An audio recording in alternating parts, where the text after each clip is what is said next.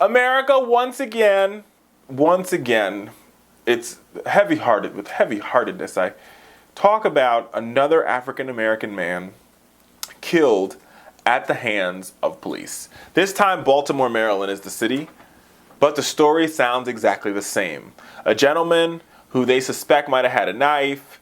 There might have been probable cause for, well, that's even in question, right? The story is pretty simple. Police arrest him according to bystanders and videos, and the videos are posted below. And there's some pictures there for you if you're watching this on YouTube. The bystanders indicate that this guy was folded like a pretzel. And in the video, you can very clearly see, folks, that he is literally limp. His legs are not moving. They're not moving at all. And then the camera goes off, obviously, because they put him in the vehicle, or this paddy wagon type of bus vehicle. And for 20 minutes between when they put him in the vehicle to when the ambulance is called, nobody's really sure what happened to Freddie Gray. All we know is that after 10 days in the intensive care unit of a hospital in Baltimore, Freddie Gray lost his life at the hands of the Baltimore Police Department. America, like Billie Holiday says, strange fruit, I tell you. Once again, another black man. Now here's the thing, right? Now let me be very clear, and I made this point earlier this week when I did the Sean Hannity show, and I want to make this point again.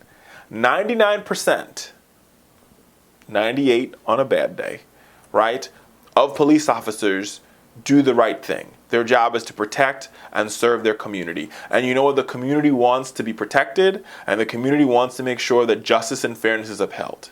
99%. But the 1% of bad police officers, like these 6 individuals, or the individuals that killed Tamar Rice, or the individuals that choked Eric Garner, they have given all police officers a bad name. So yes, I will admit there is a narrative that exists in our country that says all police officers hate black people. That narrative is not true.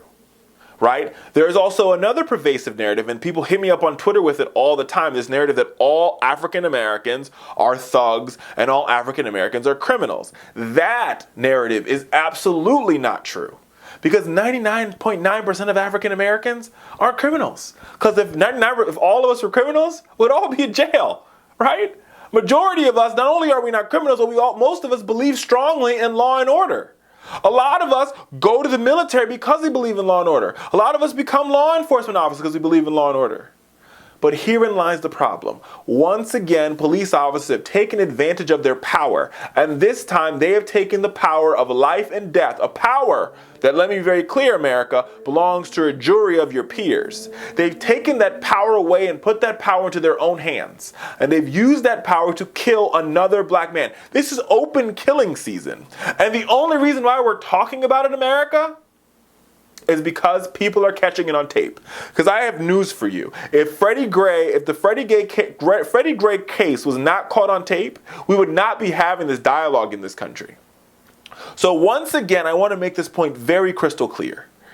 This is a systemic problem. There is a pattern here.